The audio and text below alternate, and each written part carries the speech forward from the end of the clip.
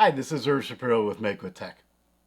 I was chatting with my niece recently, and she works in physical therapy. And she has a colleague who works in PT with children, and he had developed with a friend a special pedal for tricycles, for bicycles, to help out these children. And he was mentioning to her that he's thinking about maybe getting a 3D printer. So I said to her that I have a number of printers, this one happens to be from Creality, that have been provided to me to do reviews, and I like to donate them to nonprofits, often in the healthcare area or in education, so they can be used after my reviews. So I chatted with him, and it ends up that perhaps he's going to want to be able to print in PETG or even in nylon, and so he would need a printer that goes to higher temperatures. So I went into my storage area and I pulled out this Ender 3 S1 Pro. And just to make sure it was working properly, I printed a sample. This sample happens to be a little bracket that can be used with Xbox controllers. And I remembered what a great printer this is. How much I really enjoyed working with the S1 line of printers from Creality. This S1 Pro that has an all-metal hot end can go to high temperatures. But I also had recently done a review of the Ankermake M5C. Another really great printer. And they're priced in a similar price range, depending on the features you get and what options you get. Creality has some things unbundled that are included in the Ankermake. And so I thought it'd be very interesting to compare these side by side and to share with my viewers my thoughts about these two printers. Now, this is not a scientific comparison. I'm going to go down the feature list. I'm going to talk about my observations.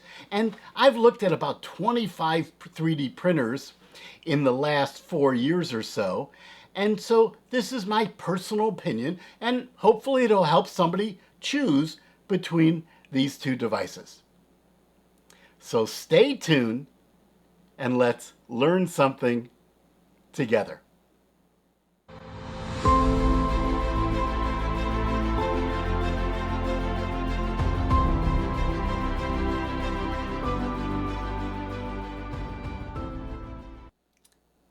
Now, if you're new to watching MakeWithTech videos, I'd like to tell you that MakeWithTech is a place where you go to learn about technology. You can go to our website at MakeWithTech.com. You can go to our community at forum.MakeWithTech.com. You can go to download files at models.MakeWithTech.com. And in all cases, we try to present technology in a way that anybody can understand. You don't have to be a scientist or an engineer or a mathematician or a computer programmer. You're just a person that wants to learn a little bit about how to use technology to make things, to create, to innovate. This discussion, as I mentioned, is just my personal opinion. But I did create a little checklist that I'll show you here on the screen of things that I want to cover. So I'm going to look at this every once in a while to make sure I cover everything. If you just look at these two printers from the outside, they look somewhat similar. They both are what's called bed slingers. That means that the y-axis is the print bed that goes back and forth. They both have direct extruders. And in the case of the Ender, the direct extruder doesn't even have a guide tube at all, whereas in the case of the Ankermake, there is a guide tube. But you press on the coupler and you can see the guide tube is just covering this filament. It's not a Bowden tube. So they're both direct extruders. They both have all metal hot ends that can go to about 300 degrees Celsius and print surfaces that can print above 100 degrees Celsius. That means you can easily print PETG, which I've done on both these printers, and you can even print nylon, which I've tried on the Ender. I've not yet tried on the Ankermake, but should be just fine if you keep the nylon filament dry. The print surfaces are very similar. They're PEI textured coated print beds. They're flexible, it makes it easy to take off a print, and they're really almost interchangeable. You can see here, they're really about the same size. Now, Ankermake has one advantage here, and that is they have these little plastic guides at the back that help you get the print surface in. They've also chosen to put a tab across the full front, and if you use the Ankermake slicer, it actually prints the purge line. That's just a line of filament to get the things going before you print your actual object in this area. Whereas with Cura, which is the standard slicer you'd use with the Ender, the purge line goes along the side. And you could do that here also. So from that point of view, they're very similar. The Ender has an external filament out sensor. The Ankermake has an internal filament out sensor. Now, the way they do auto bed leveling, and remember, auto bed leveling, for those of you newer to this, is really a terrible terminology. The bed is not leveled, it's not moved around. What happens is you use a sensor to measure the height between the hot end and the bed, and then you adjust the height of the extrusion based on those measurements. So it's really auto bed adjustment or extruder adjustment. Now, in the case of the Ender, it uses a BL Touch style sensor. In the case of the Ankermake, it actually uses a sensor underneath the nozzle. So it's actually the pressure of the nozzle hitting the bed that's used to determine the bed imperfections. Both seem to work perfectly well in my tests. Now, overall size is very, very similar. They're 220 by 220. In this case, this printer is 250 high. This is 270 high, slightly higher. The configuration of the filament is a bit different. In the case of the Ankermake, because of this guide tube, you could really put the filament anywhere you wanted. So if you wanted to put it in a separate enclosure, let's say you're printing nylon and you want it in a dry box, that would work quite well with the Ankermake. You just move this tube over to the dry box. In the case of the Ender, the filament pretty much has to come from the top, so you might have to jury rig something if you're using a hot box, a dry box, because I think the filament coming from the side would not work as well in this. The cabling is a ribbon cable on the Ender, which might be a little more fragile than this enclosed cable on the Ankermake. Now let's look for a minute at print quality. I printed both these prints using basically default settings in the slicers. I did change the infill in the Ankermake to cubics, which is the same default infill that Cura uses on the Ender 3. But I left the default speeds basically the same. The Ankermake is dramatically faster. Why is it dramatically faster? The default speed in Cura for the Ender, in fact for all the Ender printers, is 50 millimeters per second. I generally print my Ender printers at 75 or 80 millimeters per second and get excellent results. The default speed on the Ankermake is 250 millimeters per second. And there's a high-speed mode that goes at 500 millimeters per second.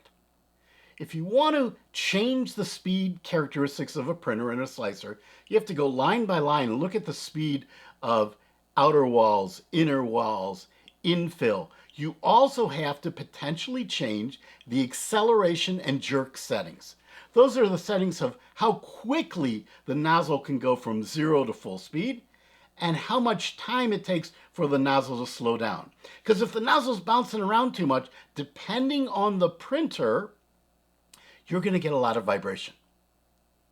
And Ankermake claims to have solved a lot of those problems with their particular set of stepper motors and configuration and software. And in fact, printing at the higher speed, the default higher speed, which is 250 millimeters per second, and the standard speed on the Ender, these prints are really very similar. Now, if I had to nitpick, there's a little bit more stringing, just a little bit of fuzz on this print from the Ankermake. Now, I don't know, that might be the printer, but it might also be that I've had this filament out and lying about for a long time and it's absorbed some moisture. Something people often forget is even PLA, and these are both PLA, these are MatterHacker Build PLA, absorbs moisture from the air. And that's going to impact printing, in particular stringing. And so you really wanted to do a scientific test. You have to completely dry both filaments for the exact amount of time. You have to print out of dry boxes, a bunch of things that weren't the purpose of this review. It was basically to look at this at a high level. So the Ankermake took about 60 minutes to print this print. The Ender 3 S1 Pro took about 177 minutes.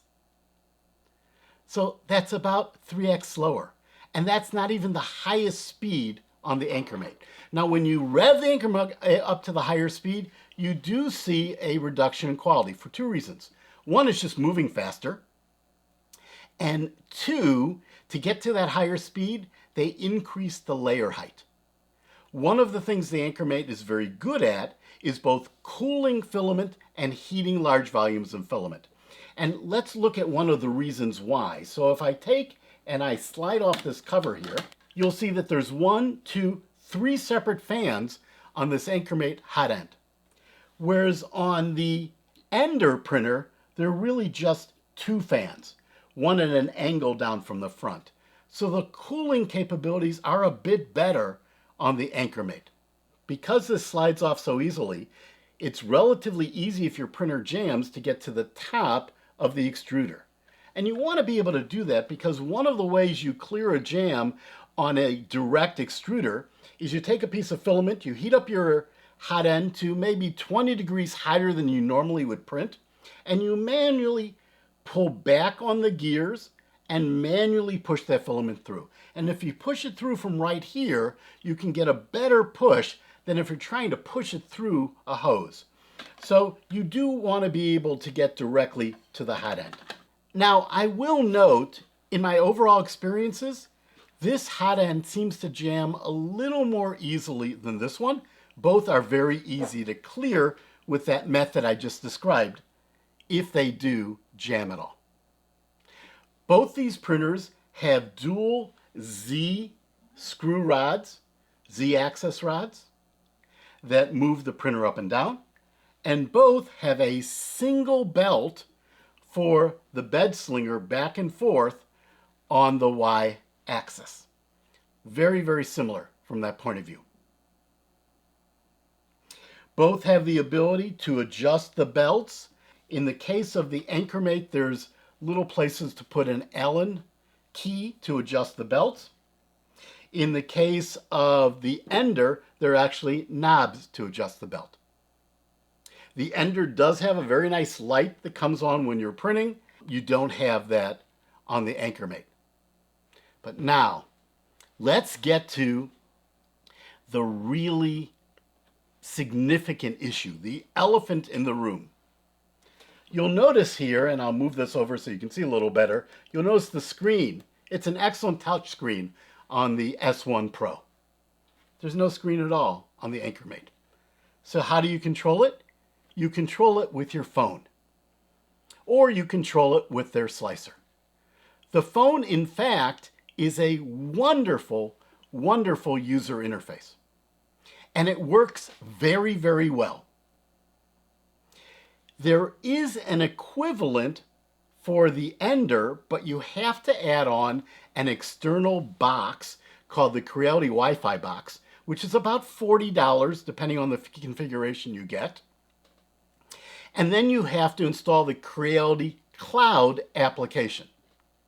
The Creality Cloud application works, and it has access to thousands and thousands of models that you can actually slice in the Creality cloud, and then if you have the Creality box on your printer, print directly to your printer. But their application is buggy. The UI is not as refined. It does a lot more, in fact, theoretically, than the Ankermake application, but it doesn't feel as good.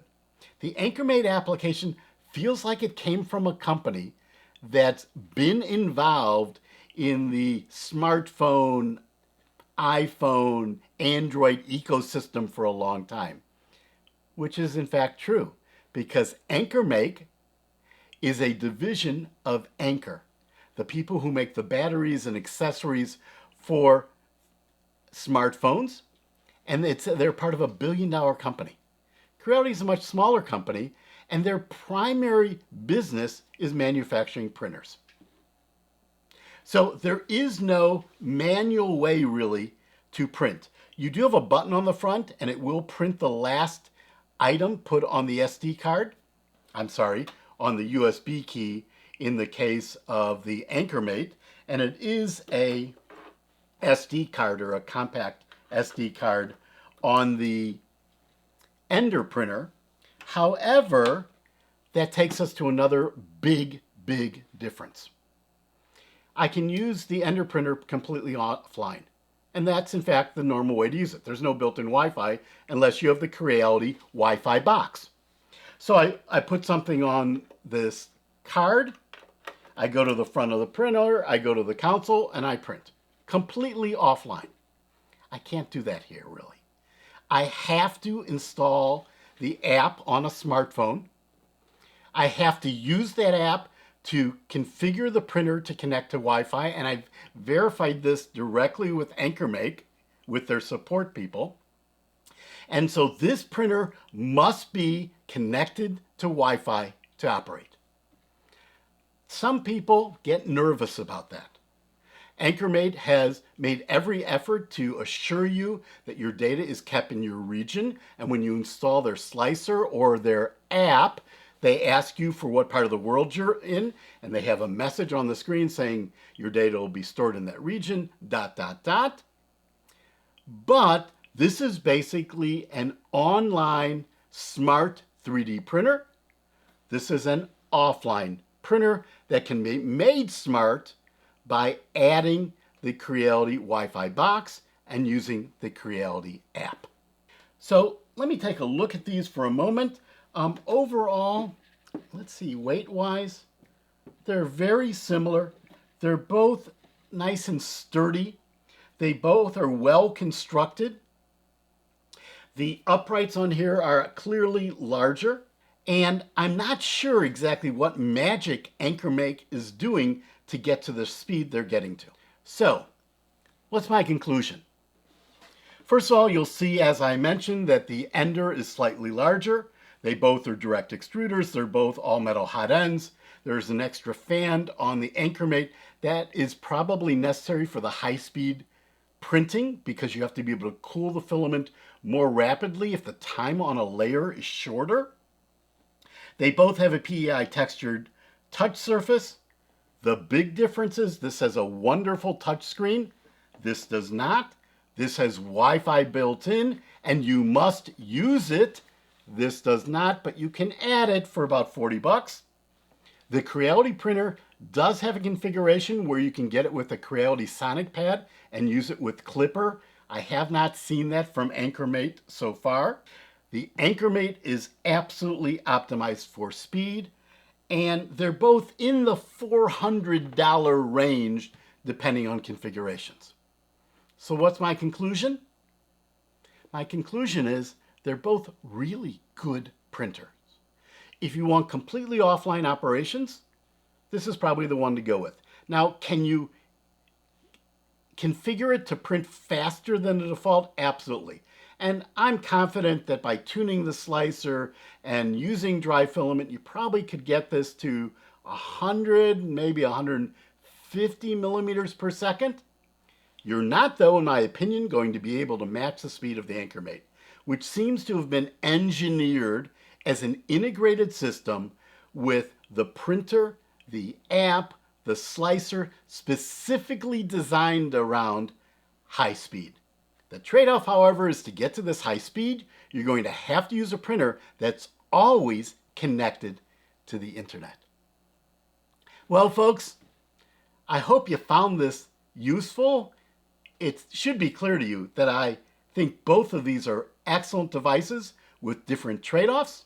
I hope you've learned something today, and you can go to forum.MakeWithTech.com to discuss it with thousands of other people. You can go to my website at MakeWithTech.com. You can go to models.MakeWithTech.com and download some models to print. And let's continue to learn things together.